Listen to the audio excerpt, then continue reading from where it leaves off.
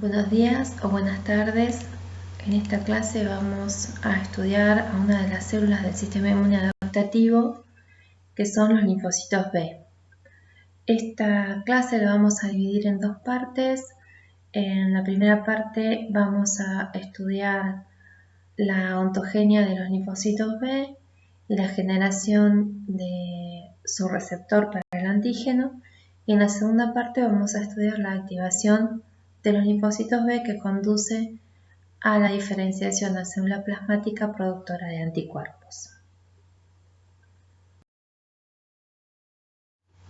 Esta clase la vamos a compartir con los alumnos de Bioquímica y Farmacia.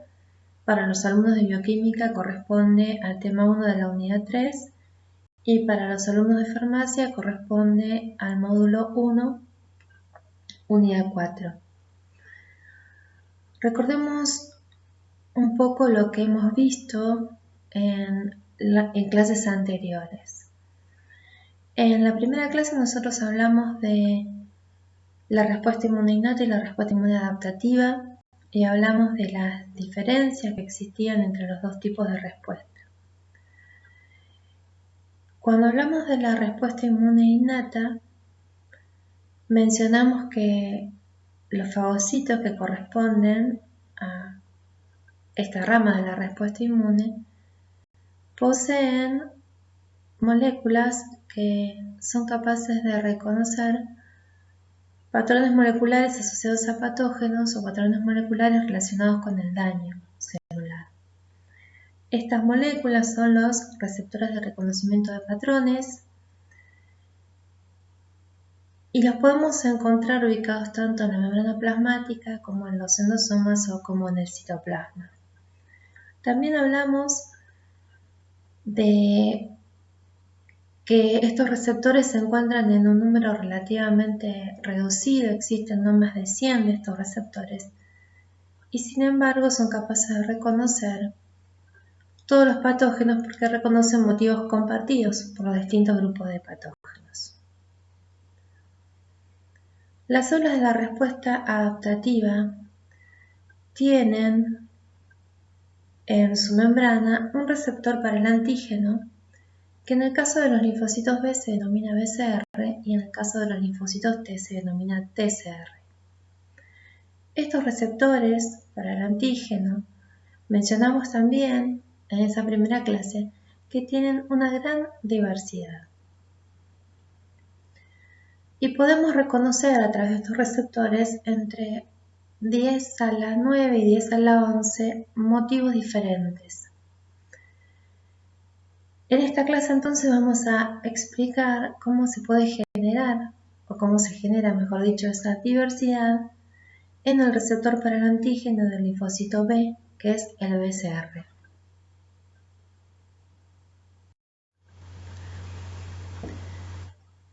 El sistema inmune adaptativo funciona sobre la base de la selección clonal.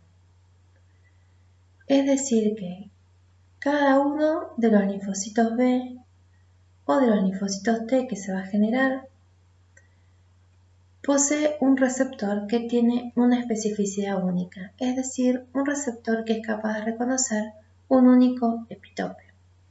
A partir entonces de un progenitor común, se van a desarrollar diferentes linfocitos que se van a denominar linfocitos vírgenes porque en este proceso de generación de su receptor y de su formación todavía no se encuentran con antígenos extraños que tienen un receptor con una especificidad aleatoria. Decía hace un ratito que la diversidad puede ser entre 10 a la 9, 10 a la 10, 10 a la 11. Esta generación de estos receptores se produce en una forma azarosa y cuando se produce en esa forma azarosa pueden generarse receptores capaces de reconocer antígenos propios. Esos linfocitos portadores de estos receptores que reconocen antígenos propios son eliminados durante el proceso de formación de los linfocitos, durante la ontogenia, y los que no reconocen esos antígenos propios se van a distribuir en los órganos linfoides secundarios, a donde van a poder encontrarse con el antígeno para el cual ellos son específicos, van a poder proliferar y transformarse en células efectoras y células de memoria. En esta figura está representado este desarrollo para los linfocitos B, que se transformarían luego del encuentro con el antígeno en células plasmáticas, es decir, células productoras de anticuerpos, y células de memoria. Este proceso entonces de generación de esta diversidad y de maduración de estos linfocitos B se denomina ontogenia B.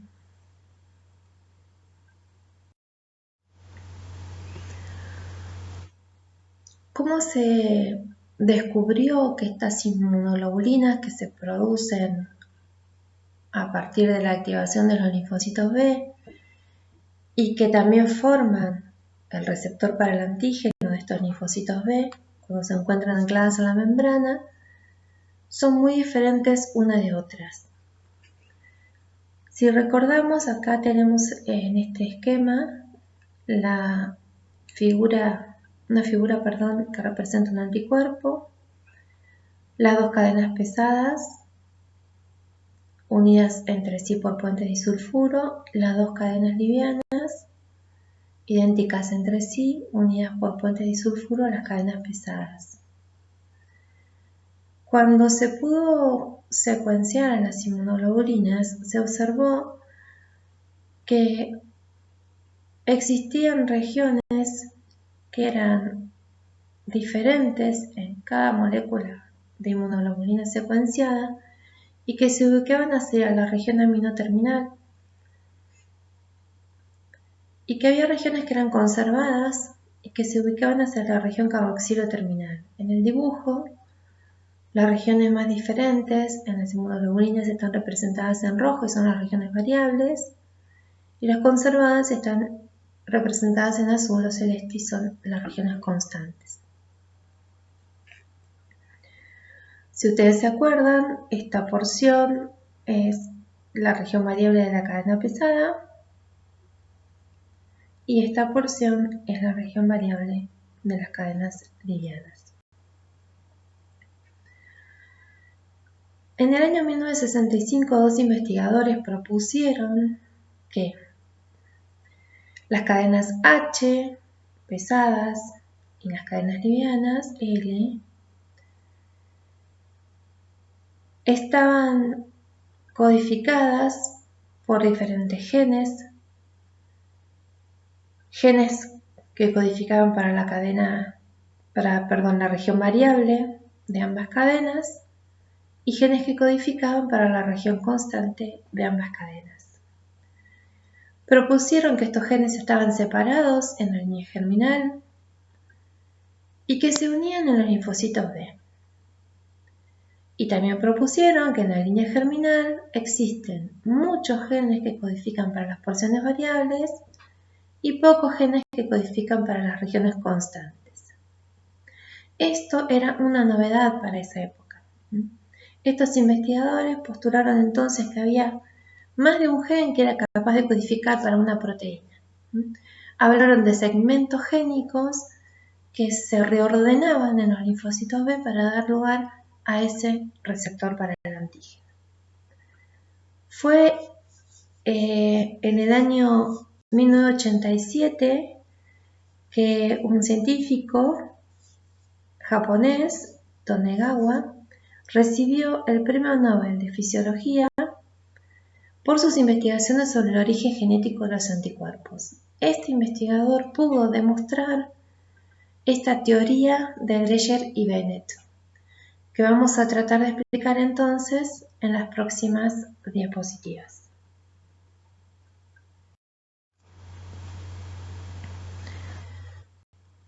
Primero vamos a comenzar hablando de el proceso de maduración de un linfocito B. Los linfocitos B van a generar su ontogenia, su proceso de maduración, a partir de la médula ósea y a partir de una stem cell pluripotencial. Esta médula ósea está representada en este dibujo. Si recuerdan lo estudiado en histología, tenemos diferentes zonas en esta médula ósea y una de estas zonas, la zona más interna, es el endostio. Allí entonces, a partir de estar en contacto con las células del endostio, se comienza a desarrollar una célula hematopoyética pluripotencial. A partir de esta célula hematopoyética multipotencial y a partir de la interacción con diferentes factores solubles, esta célula hematopoyética se comienza a diferenciar en otras células y da origen a los diferentes componentes del tejido sanguíneo, dentro de los cuales vamos a encontrar a los linfocitos B. En esta diapo representamos al ciclo de vida de un linfocito B2. Si recordamos cuando hablamos de las inmunoglobulinas, mencionamos que había 3 tipos de linfocitos: los B1, los B2 y los BZM. Los linfocitos B2 son los linfocitos mayoritarios en los órganos linfáticos secundarios y en la circulación, por eso vamos a referirnos al ciclo de vida en particular de este tipo de linfocitos B. Estos linfocitos B se generan entonces a partir de una célula progenitora pluripotencial que está estrechamente unida a las células del estroma a través de receptores que poseen su membrana, que unen ligandos expresados en las células del estroma de la médula ósea. Hay una citoquina quemoquina que es muy importante para este anclaje del linfocito B a las células del estroma, que es la quemoquina CXCL12. A partir de esta célula pluripotencial entonces, y también gracias a la interacción de otra citoquina como la interleuquina 7, esta célula pluripotencial se diferencia a un progenitor linfoide común. Este progenitor linfoide común aún está anclado a las células del estroma de la médula ósea a través de diferentes moléculas de adhesión. La interleuquina 7 juega un rol muy importante en este proceso de diferenciación y a partir de esta célula progenitora linfoide común se desarrollan las células Pro-B tempranas. Estas células Pro-B tempranas aún permanecen unidas al estroma de la médula ósea y es importante para esta unión la presencia de una molécula que se llama KIT, expresada en la membrana de la célula Pro-B, y de una molécula de adhesión expresada en las células del estroma. Luego pasamos al estadio de célula Pro-B tardía, que aún continúa anclada a la membrana de las células del estroma de la médula ósea. Luego pasamos al estadio de célula pre-B, donde hay un incremento en la expresión de los receptores para la interleuquina 7,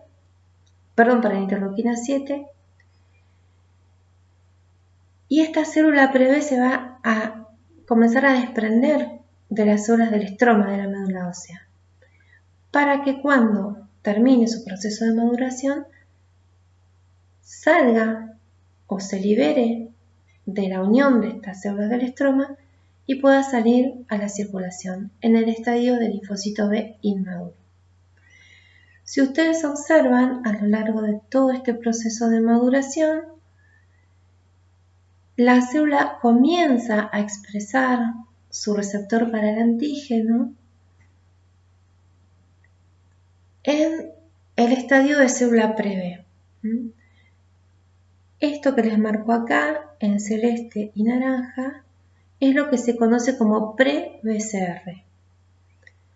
Cuando la célula B llega a su estadio de célula B inmadura, expresa el BCR en su membrana, que es la inmunoglobulina M. Es decir, que en todo este proceso, este linfocito B2 se va haciendo menos dependiente de esas moléculas producidas por el estroma medular y se va haciendo menos dependiente de esas moléculas de adhesión.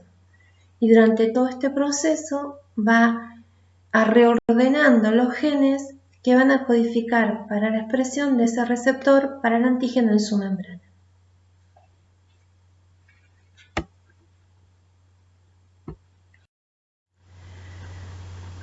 En las diapositivas que siguen vamos a explicar cómo se genera la diversidad de este receptor para el antígeno que tienen los linfocitos B en su membrana. Existen mecanismos generadores de esta diversidad que se desarrollan antes de que el linfocito B se encuentre con el antígeno extraño, es decir, durante todo su proceso de ontogenia, y existen mecanismos que se van a desarrollar después de que el linfocito B se encuentre con el antígeno extraño, es decir, que se van a desarrollar después de que el linfocito B se active. Los mecanismos que ocurren antes de que el linfocito B se encuentre con el antígeno extraño constituyen la recombinación somática. En esta recombinación somática que vamos a explicar en las diapositivas que siguen, vamos a discutir la existencia de varios segmentos génicos para las cadenas H y para las cadenas L. Estos segmentos génicos se llaman VDJ para las cadenas H y BJ para las cadenas L, y son los segmentos que van a codificar para las regiones variables de estas cadenas. La unión combinatoria de esos segmentos VDJ va a contribuir a esta generación de diversidad. La unión imprecisa de estos segmentos por el agregado de nucleótidos que se llaman P y que se llaman N, y la diferente asociación que puede existir entre cadenas H y cadenas L. Es decir, estos 5 mecanismos constituyen los mecanismos generadores de la diversidad antes de que el linfocito B se encuentre con el antígeno, y los vamos a discutir en este proceso de recombinación somática que ocurre precisamente durante el proceso de la ontogenia.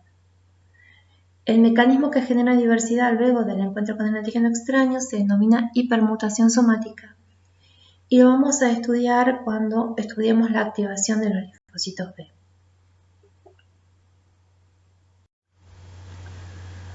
En esta diapo podemos observar cómo se encuentran los genes que codifican tanto para la cadena liviana como para la cadena pesada. En amarillo van a estar representados los genes que codifican para las regiones constantes. En la parte superior de esta diapositiva vemos cómo se encuentra el DNA en la configuración germinal, es decir, cómo lo vamos a encontrar en las células germinales como óvulos y espermatozoides y cómo lo vamos a encontrar en todas las células de nuestro organismo. Tenemos entonces segmentos que codifican para la región variable de la cadena liviana que se llaman V, y segmentos J que también codifican para la región variable de la cadena liviana. Para la cadena pesada tenemos 3 segmentos que codifican para su región variable, que son los segmentos V, D y J. Entonces, en los linfocitos B, únicamente en ellos ocurre el proceso de recombinación somática con la participación de algunas enzimas que vamos a estudiar en un ratito. En este proceso de recombinación somática se reordenan o se rearreglan o se recombinan los segmentos génicos B y J. Es decir que observen más abajo que estos segmentos se unen y se pierde todo este DNA que estaba entre ellos. Para la cadena pesada va ocurrir un reordenamiento adicional porque hay segmentos D. Entonces, en los linfocitos B, en la cadena pesada, se reordena primero el segmento D con el J, observen que quedan unidos y se pierde todo este DNA. Y luego se reordena el segmento V con el segmento DJ ya ordenado. Ahora entonces tenemos, este DNA se va a transcribir, vamos a generar un RNA mensajero y a partir de ese RNA mensajero se va a producir la traducción de una proteína que va a constituir la cadena liviana y que va a constituir después la cadena pesada. Observen que luego los genes de la región constante se van a unir a los genes que codifican para la región variable, permitiéndose así la expresión de una cadena pesada y de una cadena liviana. ¿Cómo ocurren estos reordenamientos de genes? ¿De qué manera se producen? Es lo que vamos a explicar ahora. En esta clase entonces vamos a hablar sobre la generación de la diversidad antes del encuentro con el antígeno extraño. En esta figura tenemos el esquema de los genes que codifican para las cadenas livianas y la cadena pesada.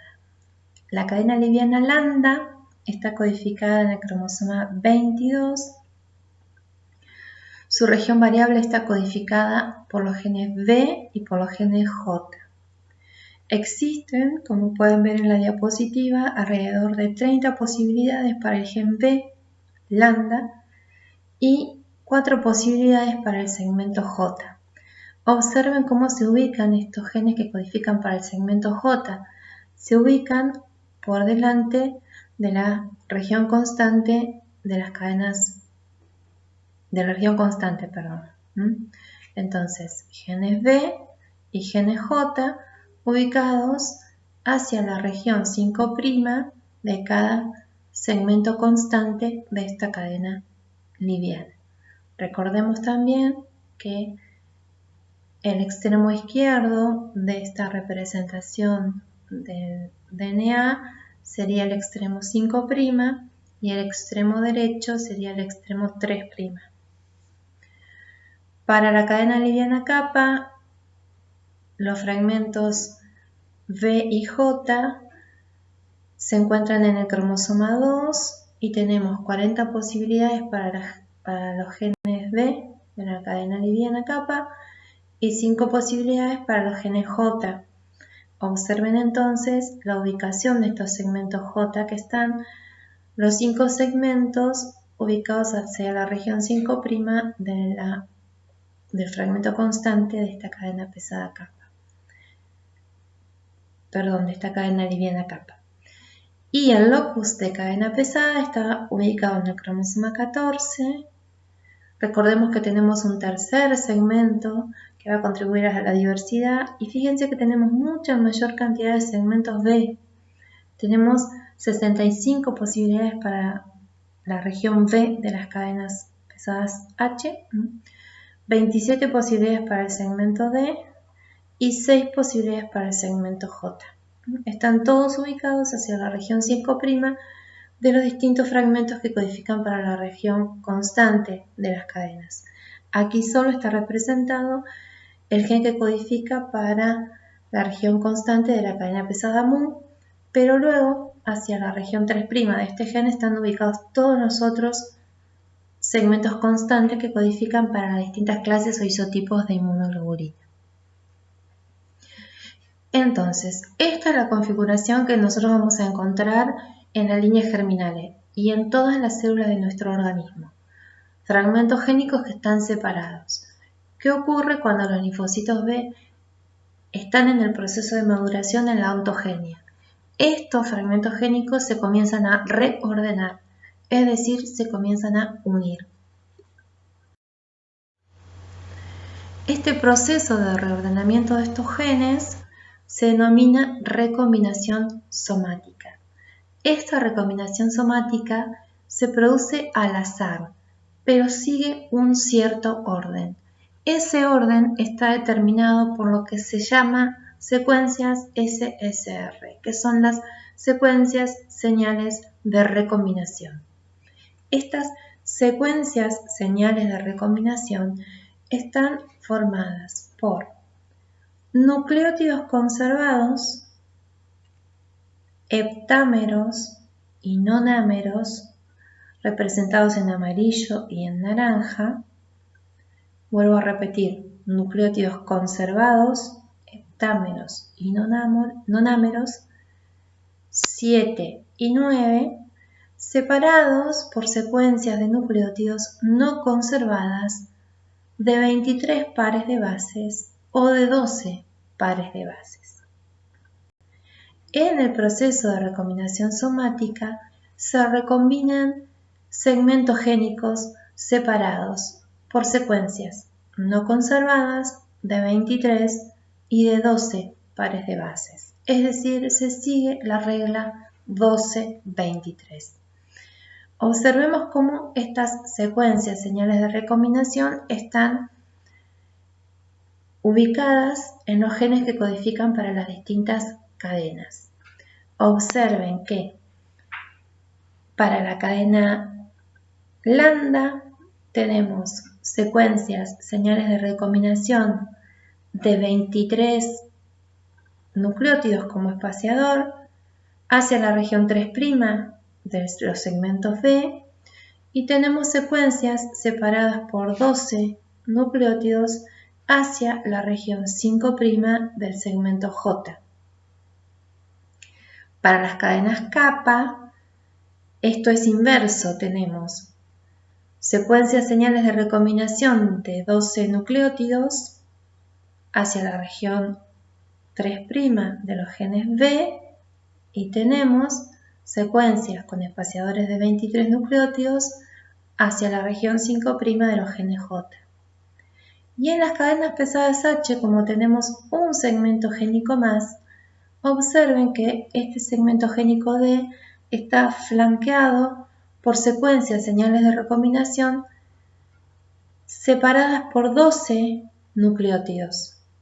Tanto hacia el extremo 3' como hacia el extremo 5', estas secuencias señales de recombinación tienen 12 nucleótidos como espaciadores. Y los genes B tienen hacia su región 3' un espaciador de 23 nucleótidos, y los genes J tienen hacia su región 5' un espaciador de 23. Primero, para las cadenas pesadas se recombinan los segmentos D con los segmentos J, y luego, una vez que esto está recombinado, se recombinan con el B.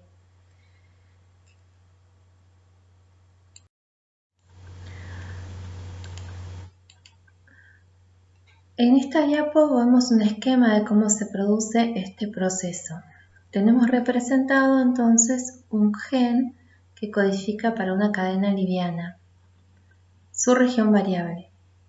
Observen que tenemos segmentos B en verde y segmentos J. En esta diapo está esquematizado cómo se une el segmento B1 al segmento J. Observen que tenemos secuencias conservadas de 7 nucleótidos y de 9 nucleótidos separadas por 23 pares de base. Lo mismo flanqueando el gen J, secuencias de 7 nucleótidos y secuencias de 9 nucleótidos conservadas separadas por nucleótidos no conservados de 12 pares de base.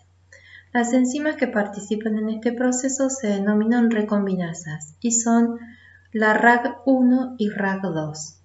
Estas enzimas reconocen estas secuencias señales de reconocimiento, permiten que se produzca una alineación del DNA que se va a unir, luego se produce el corte en los heptámeros,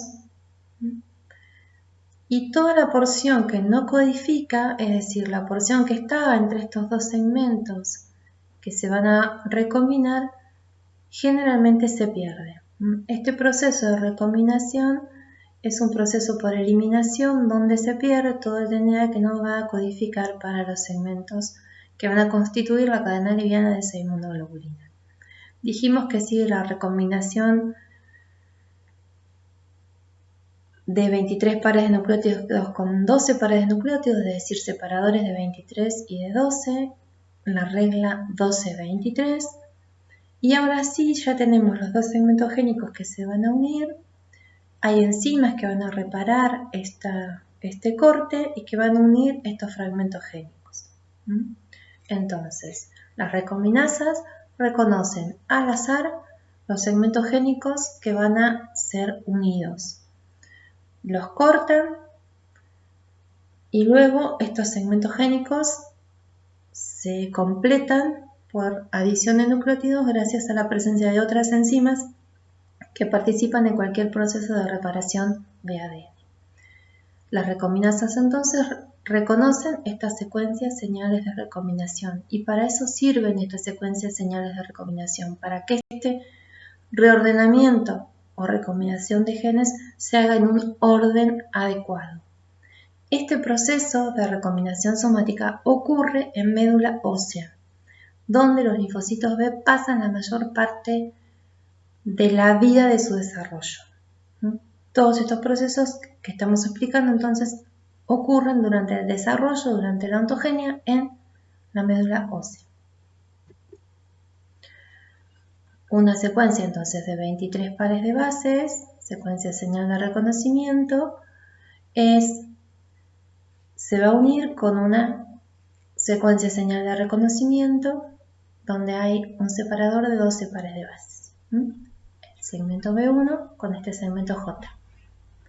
Los segmentos que no van a codificar se van a eliminar como en forma de este DNA circulante, en la mayoría de los casos. Otro ejemplo. Tenemos esquematizado aquí el DNA que codifica para la cadena liviana kappa, fíjense, D kappa, J kappa, flanqueando los genes B kappa, secuencias señales con espaciadores de 12, y al gen J, secuencias señales con separadores de 23 pares de base. La cadena lambda, al revés, el gen B, espaciadores de 23, y el gen J, espaciadores de 12. La cadena pesada DH, 23, flanqueando a los D, 12, y en el gen J, 23. Heptámeros conservados y nonámeros conservados. Estas son las secuencias de estos heptámeros y esta es la secuencia de los nonámeros. Acá están representados los espaciadores de 23 con un marroncito más oscuro y los espaciadores de 12 con un amarillo. Entonces, en esta diapo hay mencionadas otras enzimas, no se tienen que acordar de todas, es importante sí que se acuerden de la RAG1 y la RAG2. Entonces, las recombinasas RAG1 y RAG2 reconocen estas secuencias que van a cortar y las acercan. Una vez que las acercan, cortan. ¿Dónde van a cortar? Van a cortar en los heptámeros. Estas secuencias entonces, que están cortadas ahora, necesitan unirse para formar la unión codificadora. ¿Qué enzimas van a participar? De estas enzimas tienen que acordarse de Artemis, de la TDT, después lo vamos a explicar, y de la DNA ligasa 4. Entonces, se unen las secuencias codificantes y se unen también las uniones señales que van a ser eliminadas. Este es el proceso que ocurre más frecuentemente. En algunos otros procesos de recombinación no ocurre la eliminación de estas uniones señales, sino que quedan dentro del ADN. Este proceso se llama inversión. Pero vamos a enfocarnos en el de eliminación, que es el que ocurre con mayor frecuencia en todas las cadenas.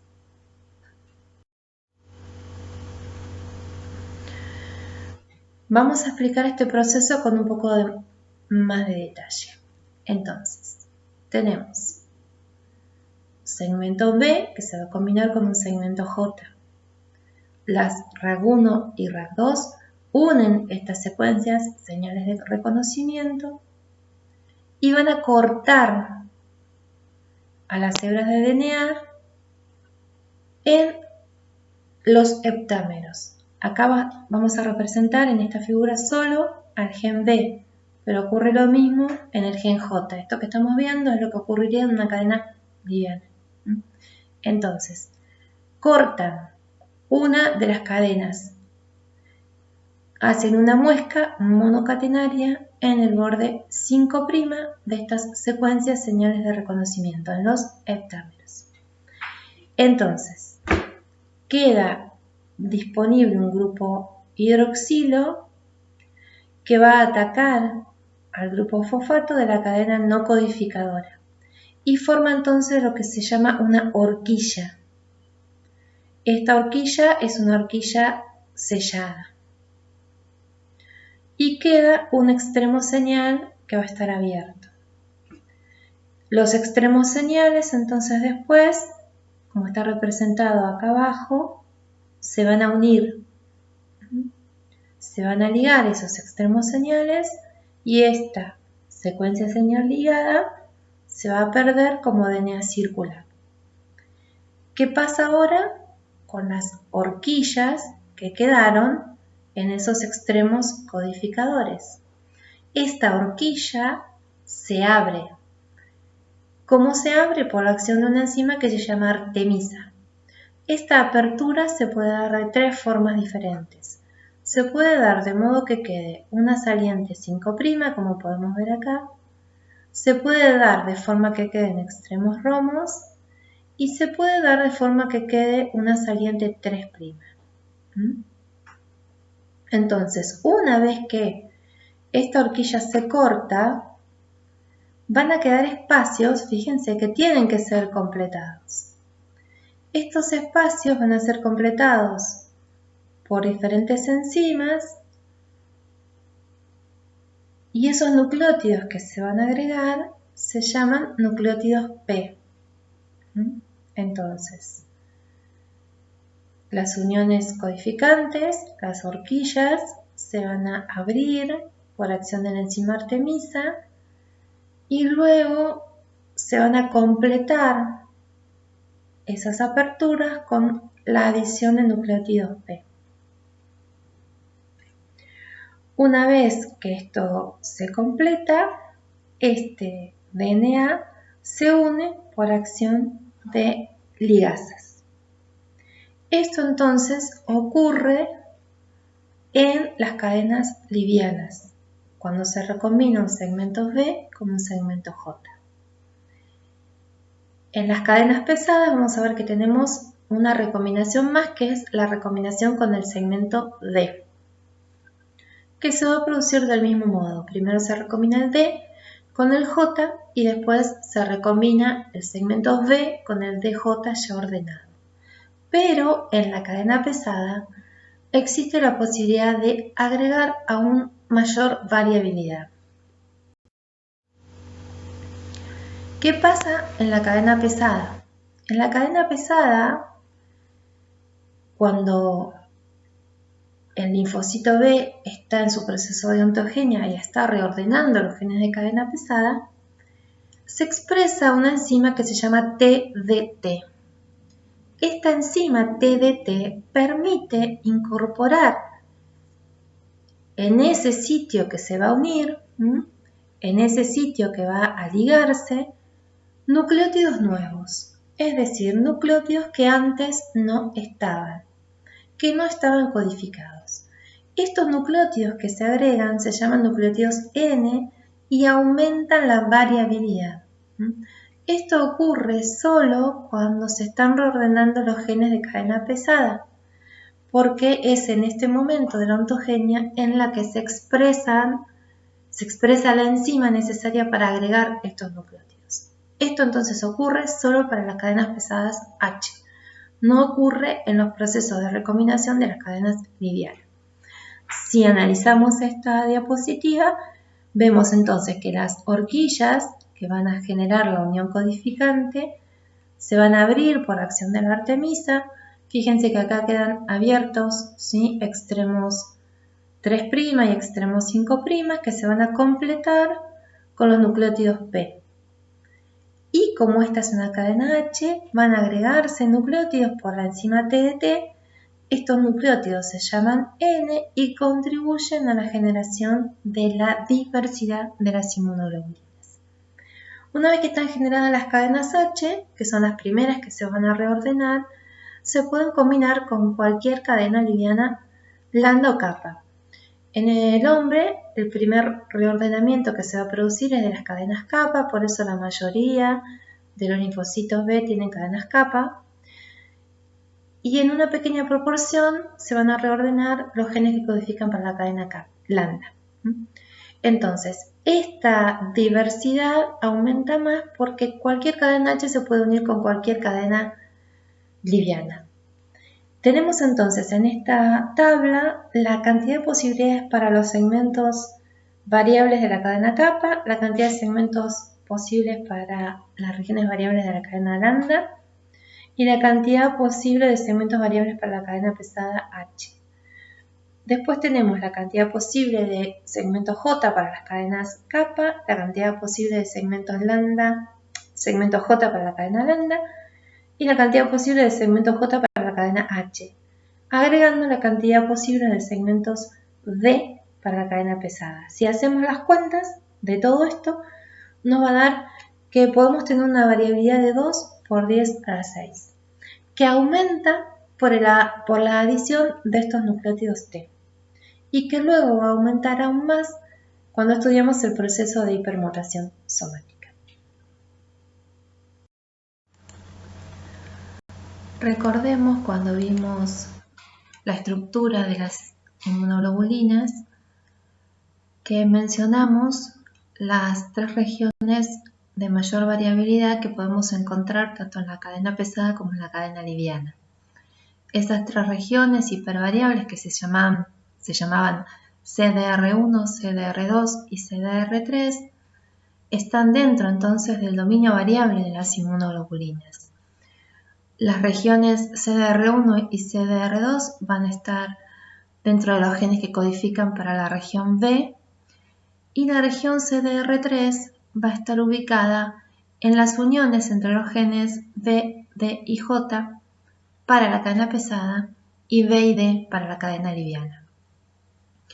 Estas regiones entonces son más variables, la CD3, porque en el caso de la cadena H tenemos, además de la adición de los nucleótidos P palindrómicos, la adición de entre 3 y 20 nucleótidos no codificados que los incorpora la enzima TDT.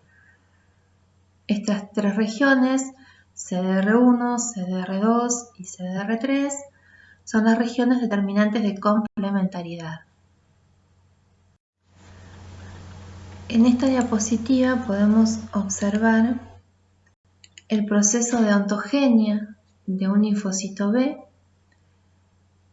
durante el cual va reordenando los genes que codifican para el receptor, para el antígeno, y lo va expresando en su membrana. Durante esta ontogenia, el linfocito B pasa por distintas etapas, la mayoría de las cuales transcurren en la médula ósea hasta el estadio del linfocito B inmaduro.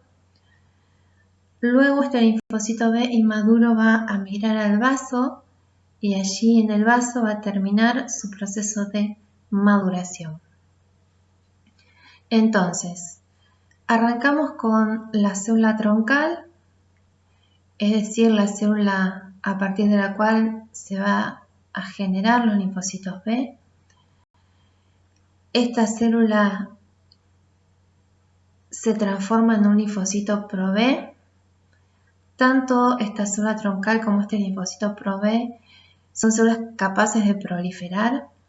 En el linfocito Pro-B empiezan a expresarse las enzimas RAG1 y RAG2. Estas enzimas es importante tener en cuenta que solo se van a expresar en los linfocitos B en desarrollo y también se van a expresar en los linfocitos T. Vamos a ver que el proceso de generación del TCR es semejante al proceso de generación del BCR. Entonces, en este estadio del Pro-B se comienzan a expresar las enzimas RAG1 y RAG2 y también se expresa la enzima TDT. En este estadio de ProB comienzan los procesos de reordenamiento de los genes de cadena pesada. Recordemos que primero se reordena el gen D con el gen J y una vez que eso está reordenado, se reordena ese fragmento DJ con el fragmento V. Una vez entonces que ya está reordenado el gen de cadena pesada, esa cadena pesada está disponible para poder expresarse en la membrana. Pero para que esta cadena pesada se pueda expresar en la membrana, necesita estar asociada a una cadena liviana y todavía los genes de cadena liviana no se han reordenado. Entonces, para que este receptor se pueda expresar, se expresa una cadena liviana sustituta. Entonces, la cadena pesada H, con esa cadena liviana sustituta que está codificada en otro cromosoma, se va a expresar en la membrana de este linfocito pre-B y esto va a ser una señal para que este linfocito pueda continuar sobreviviendo. En ese estadio del linfocito pre-B, el linfocito prolifera. Entonces vamos a tener varios linfocitos pre-B con una cadena pesada ya ordenada y expresada en su membrana. La primera cadena pesada que se va a reordenar es la cadena Mu. Todos los linfocitos vírgenes, es decir, todos los linfocitos que no se hayan encontrado nunca con ningún antígeno extraño, van a poder expresar en su membrana inmunoglobulina M como receptor para el antígeno. A partir entonces de esta expresión de esta cadena pesada en la membrana asociada a la cadena liviana sustituta, se produce entonces una tanda de proliferación celular y luego comienzan a expresarse nuevamente las enzimas RAG1 y RAG2.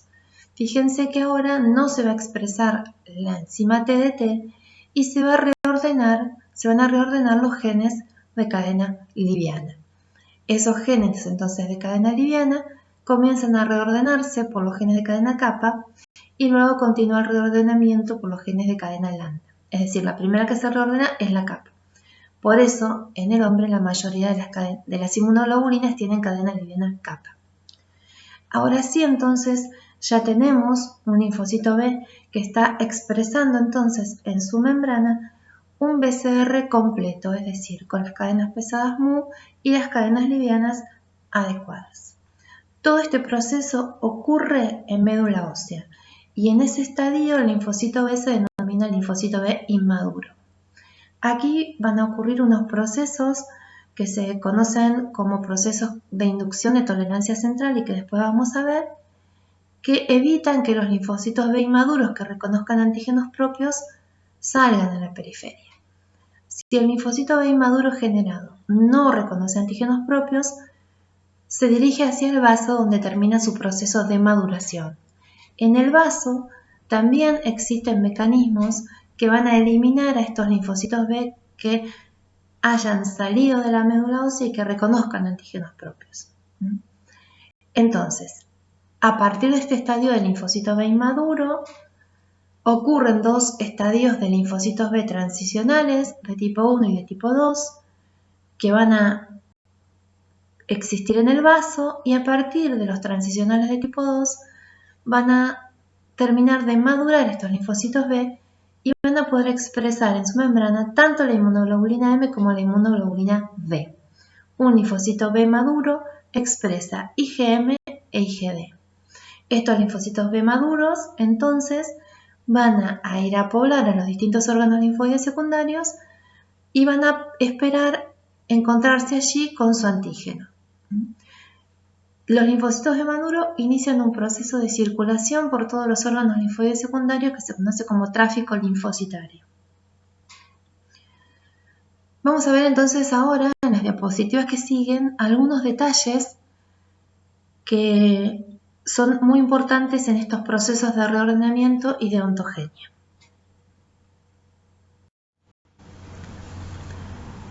Para que un linfocito B exprese un receptor antigénico de una única especificidad, ocurre un proceso que se denomina exclusión alélica. Si ustedes se acuerdan, cuando estudiaron las moléculas del complejo mayor de histocompatibilidad, estudiaron que en nuestras células se expresan tanto las moléculas de histocompatibilidad paternas como las maternas, es decir, que se expresan los dos alelos que heredamos, el alelo paterno y el alelo materno. En el caso de los linfocitos B, existe un proceso denominado exclusión alélica, en donde el reordenamiento que se va produciendo en cada cromosoma por separado, y si ese reordenamiento es adecuado, se expresa una proteína y no se reordena el otro cromosoma. Vamos a empezar para que se entienda bien desde la célula Pro-B temprana. En este estadio de célula Pro-B se produce el reordenamiento del gen que codifica para la cadena H en ambos cromosomas. Primero se reordena el fragmento DJ. Ese primer reordenamiento entonces se efectúa en los dos cromosomas porque necesitamos tener muchas chances de que los linfocitos puedan expresar una cadena pesada en su membrana.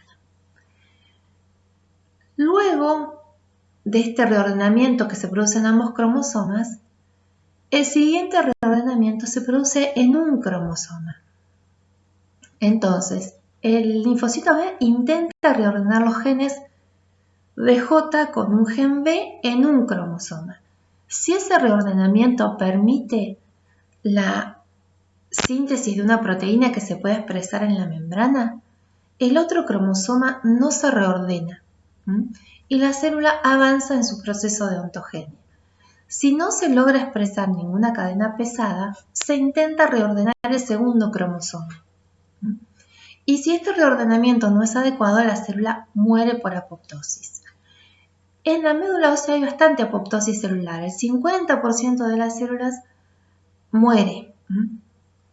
O podemos decir el 50% de las células pasan al estadio pre-B. Si ustedes se acuerdan, en este estadio pro-B habíamos dicho que estaban reordenados los genes de cadena pesada, pero no estaban reordenados los genes de cadena liviana. Entonces, se expresaba una cadena liviana sustituta, que la tenemos esquematizada en este gráfico, donde tenemos una porción que se llama lambda 5 y una porción que se llama B pre-B. Esta lambda 5 sería la porción constante de la cadena liviana y esta B pre-B sería como la porción variable.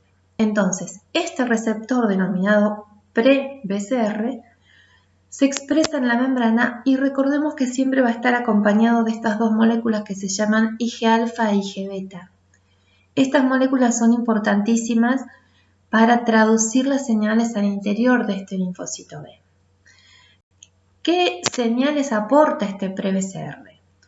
Bueno, cuando se logra expresar este pre-BCR, se inhibe la recombinación de la cadena H, ya no necesitamos intentar otros eventos de recombinación porque se puede expresar adecuadamente. El linfocito B prolifera, recordemos que entonces ahora íbamos a tener muchos linfocitos pre-B que tuvieran esa cadena pesada, y se estimula la recombinación de los genes de cadena ligera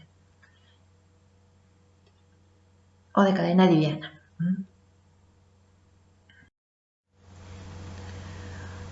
Cuando estamos en el estadio de célula pre-B, entonces, se comienzan a reordenar los genes de cadena liviana. Recordemos, se reordena primero el gen de cadena kappa en el primer cromosoma. Si eso es adecuado, si se logra expresar una cadena liviana, kappa, este linfocito B inmaduro va a poder expresar una inmunoglobulina M en su membrana que tenga cadenas livianas kappa. Entonces se intenta en el primer cromosoma, si es exitoso se expresa, si no, se intenta en el segundo, si es exitoso se expresa. Si no, se intenta reordenar el gen de cadena liviana lambda. Si es exitoso, la inmunoglobulina M de membrana tendrá cadenas livianas lambda. Si no es exitoso, se intenta en el otro cromosoma, y si no es exitoso en ese cromosoma, la célula muere.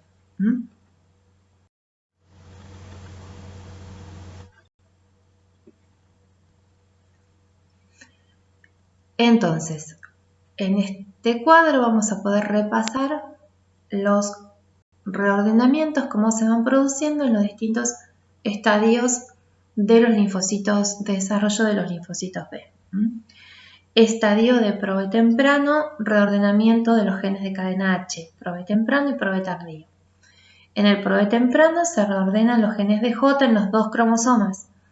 Si no es productivo, quiere decir si este reordenamiento no permite que se exprese una proteína, porque a veces en estos reordenamientos se generan codones stop que impiden la expresión, las células mueren. Si es productivo, se inician los reordenamientos con los genes B en el primer cromosoma. Si es productivo, comienzan los reordenamientos de la cadena liviana en el estadio de pre-B. Inicia la cadena kappa. Si es productivo, el linfocito B tendrá inmunoglobulina M con cadena kappa. Si no es productivo, se intenta en el segundo cromosoma. Y si no es productivo, se intenta con las cadenas lambda. En el estadio del linfocito B inmaduro, terminan los reordenamientos genéticos. Ya el linfocito B no puede volver a reordenar sus genes y pasan a los estadios del linfocito B transicionales, que luego terminan en el estadio del linfocito B maduro en el vaso. Los linfocitos B maduros expresan inmunoglobulina M y expresan inmunoglobulina D en forma conjunta.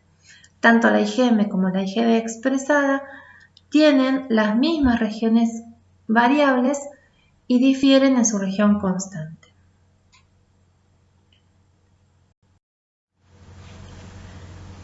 Existen puntos de control en todo este proceso de ontogenia del linfocito B. ¿Cuál es el punto de control? El punto de control está mediado por la expresión de una proteína en la membrana. Si este linfocito B no logra expresar cadenas pesadas en el estadio del linfocito pre-B, muere por apoptosis. Si el linfocito B no puede expresar la cadena pesada completa con su cadena liviana asociada, muere por apoptosis. Entonces tenemos 2 puntos de control. El primer punto de control es la expresión del pre-BCR. En este punto de control entonces el linfocito tiene que expresar cadenas pesadas. Si no la expresa, quiere decir que este linfocito B no va a poder ser útil después. Entonces muere por apoptosis. El segundo punto de control es cuando el linfocito B ya está en el estadio del linfocito B inmaduro y expresa las cadenas livianas adecuadas, cuando ya tenemos el BCR. Si en este punto de control el linfocito B no puede expresar ese BCR adecuadamente, muere por apoptosis. Es decir que para que un linfocito B pueda continuar su proceso de maduración es necesario que pueda expresar su BCR, tanto en forma de pre-BCR como en forma de BCR en los linfocitos B ya inmaduros.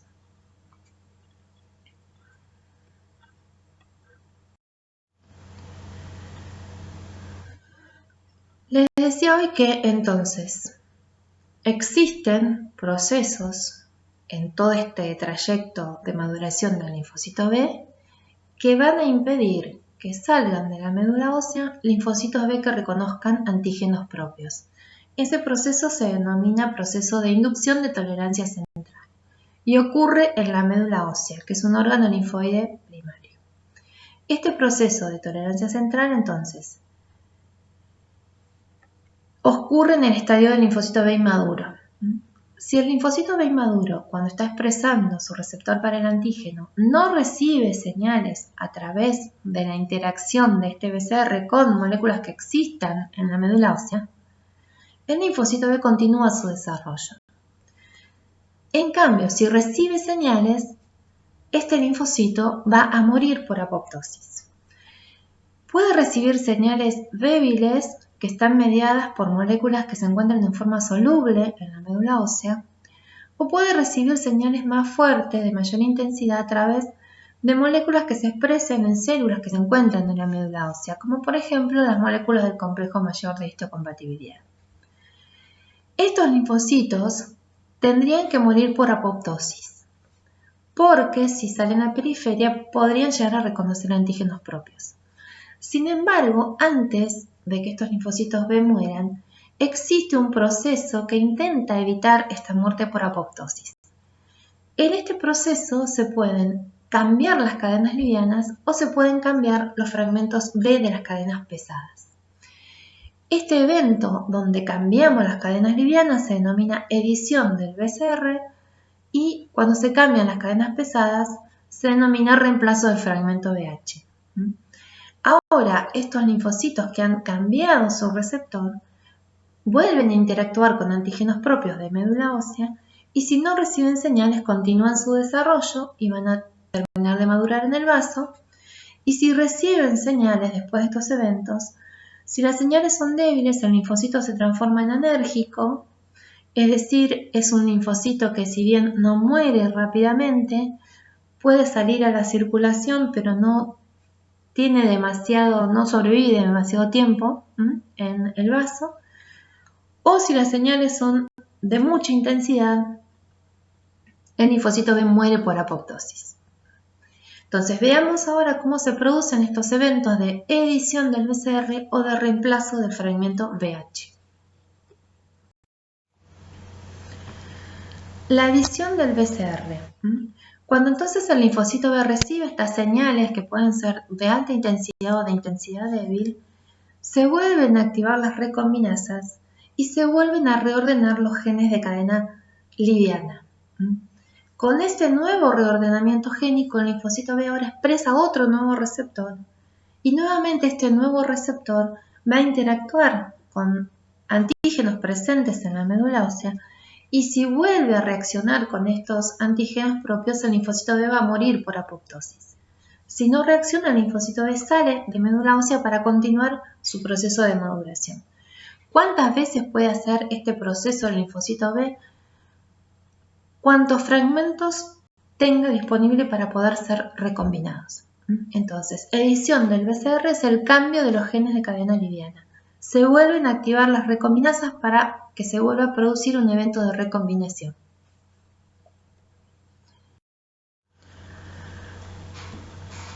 El otro evento que se desarrolla para evitar que los linfocitos B mueran por apoptosis es el reemplazo de los genes H. Existen en los genes B que codifican para la cadena pesada H secuencias de reconocimiento, secuencias señales de reconocimiento tradicionales que están representadas por este triángulo negro, ubicadas hacia el extremo 3' de cada fragmento B, pero también existen secuencias crípticas que se ubican también hacia el final de cada uno de estos segmentos B.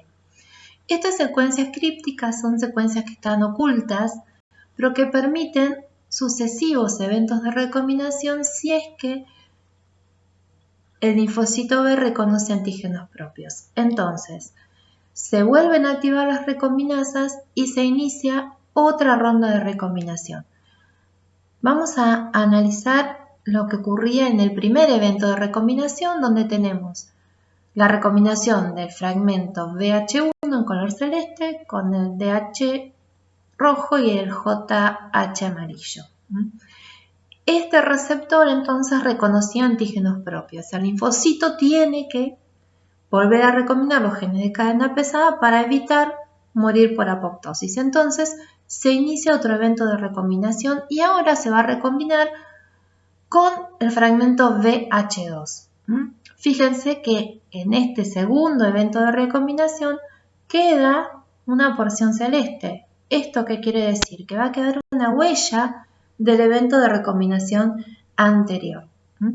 Y así, si nuevamente vuelve a reconocer antígenos propios, vuelven a activarse las recombinasas y nuevamente se hace otro evento de recombinación, esta vez con el otro segmento génico, en este caso el BH3. Y nuevamente queda una huellita rosa. ¿Cuántas veces puede hacer esto este linfocito B? Lo puede hacer tantas veces mientras tenga fragmentos disponibles y mientras viva, porque también tienen un tiempo de vida limitado. También un detalle a tener en cuenta es que no todos los fragmentos BDJ tienen la misma chance de ser reconocidos. Estos eventos de recombinación nuevos de las cadenas pesadas también ayudan a la mayor diversidad. Mayor diversidad en el CDR3. Por eso ese CDR3 de las cadenas pesadas es mucho más variable que el CDR1 y que el CDR2. Todo esto entonces ocurre en la médula ósea, hasta que el linfocito B llega al estadio del linfocito B inmaduro. Después de estos procesos de tolerancia donde se controla la especificidad de ese receptor, los linfocitos B ya están listos para salir de la médula ósea y terminar su proceso de maduración que culmina en el vaso. Si ustedes recuerdan, en una de las primeras clases habíamos dicho que la médula ósea y el vaso son órganos linfoides primarios para los linfocitos B.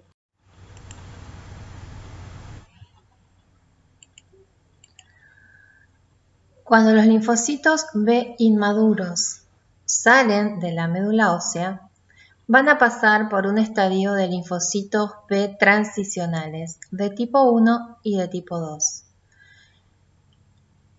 Estos estadios de linfocitos B transicionales los vamos a encontrar en el vaso. Los linfocitos B transicionales de tipo 1, que reconozcan antígenos propios con una afinidad alta, van a ser seleccionados en forma negativa, es decir, que van a morir por apoptosis. Los que no reconozcan entonces antígenos propios van a poder pasar al estadio del linfocito B transicional 2 y allí van a recibir la influencia de factores de supervivencia. Aquellos linfocitos T transicionales de tipo 2 que no reciban adecuada influencia de estos factores de supervivencia van a morir por apoptosis. Los que sí lo reciban entonces van a ser seleccionados en forma positiva y van a ser los linfocitos B que se van a transformar en linfocitos B foliculares o en linfocitos B de la zona marginal del vaso. Estos linfocitos B foliculares van a expresar inmunoglobulina M e inmunoglobulina D en su membrana y van a poder migrar hacia otros órganos linfoides secundarios y ubicarse en los folículos linfoides. Los linfocitos BZM se van a quedar en la zona marginal del vaso. Existen los folículos primarios, unas células particulares que son las células foliculares dendríticas, que no son del mismo tipo que las células dendríticas que hemos estudiado y que hemos visto en la primera o segunda clase, sino que son células que expresan factores de supervivencia para los linfocitos B y que tienen una particular importancia en otro evento que vamos a ver cuando veamos activación de linfocitos B. Los linfocitos B maduros pueden expresar tanto inmunoglobulina M como inmunoglobulina D en su membrana y esto ocurre por splicing alternativo. Las regiones variables de la IgM y de la IgD son iguales y varía la cadena pesada. Recordemos que en el linfocito B virgen, la molécula de IgM que se encuentra formando parte del receptor para el antígeno es una molécula, es monomérica. Habíamos visto que en suero o en plasma la IgM era pentamérica, pero cuando está en la membrana del linfocito B virgen es monomérica. En la tabla que está acá abajo podemos observar las distintas características de los linfocitos B transicionales 1 y 2 y de los linfocitos B2 maduros. Ya habíamos mencionado que existen 3 poblaciones de linfocitos B. 2 de ellas recién las discutimos, se originan a partir de los linfocitos B2 y son los linfocitos B2 o linfocitos B foliculares y los linfocitos de la zona marginal del vaso. Pero existe otra población de linfocitos denominada B1, que es un subgrupo de linfocitos que comprende alrededor del 5% de las células B en ratones y seres humanos, pero que en conejos son la principal población. Expresan en su membrana una molécula que es la molécula CD5. Estos linfocitos B1 tienen altas cifras de inmunoglobulina M, pero bajas de inmunoglobulina D, y lo vamos a encontrar principalmente en las cavidades peritoneales y pleurales. Estas células aparecen por primera vez durante el desarrollo fetal y en el hígado fetal. Su desarrollo precede al desarrollo de los linfocitos B2, por eso se las ha llamado linfocitos B1. Estos linfocitos B1 son específicos para autoantígenos y antígenos ambientales encontrados en la periferia. Estos antígenos impulsan el mantenimiento y la expansión de los linfocitos B1. Estos linfocitos B1 se autorrenuevan. Algunos de estos antígenos son, por ejemplo, la fosfocolina, que se encuentra sobre bacterias que colonizan el intestino.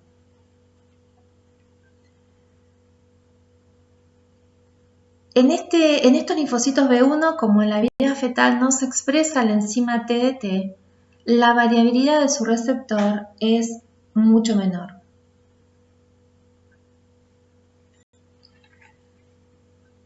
En el caso de los linfocitos B2, que son los que se van a originar en la médula ósea y que van a pasar por todos los estadios que hemos discutido hace un ratito y que van a terminar su proceso de maduración en el vaso, a partir de estos linfocitos B2 se van a generar los linfocitos B2 foliculares y los linfocitos B2 de la zona marginal del vaso. Estos linfocitos B de la zona marginal del vaso tienen un fenotipo que parece de célula B madura en reposo. Expresan cifras bajas de un receptor que se llama CD23. Expresan cifras altas de una molécula que se llama CD1. Y también tienen receptores para el fragmento C3 del complemento, que es el CR2 o CD21. Expresan cifras altas de esta molécula receptora del complemento. Tienen especificidades para antígenos más restringidas que los linfocitos B2 foliculares. Y también parecerían reconocer antígenos ambientales y antígenos propios.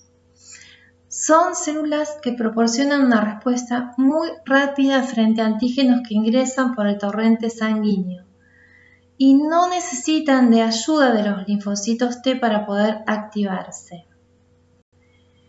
Las células B1 tampoco necesitan ayuda de los linfocitos T para poder activarse.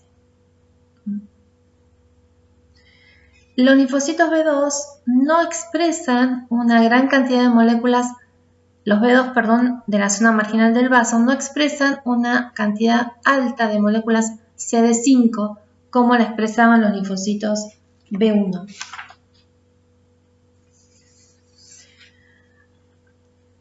Los linfocitos B1 son particularmente importantes en la defensa frente a los antígenos que ingresan por las distintas cavidades corporales.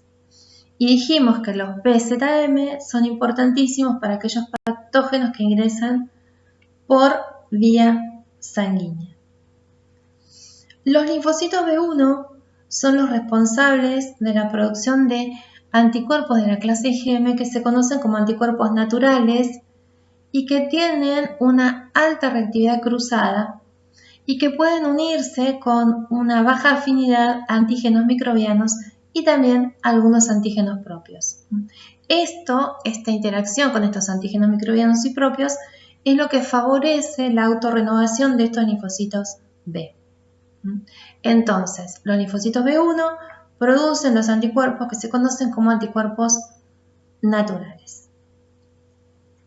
Sobre estas poblaciones linfocitarias vamos a volver cuando veamos activación para ver cómo se van a activar frente a los diferentes tipos de antígenos. Los linfocitos B2 foliculares necesitan para poder activarse la ayuda de un linfocito T. Los linfocitos B1 y los linfocitos de la zona marginal del vaso no necesitan esta ayuda. Bueno, con esto entonces terminamos esta primera parte relacionada con la ontogenia y la generación del receptor para el antígeno del linfocito B y vamos a continuar en la parte 2 con los procesos que conducen a la activación de estos linfocitos B y a la producción de anticuerpos. Muchas gracias por la atención.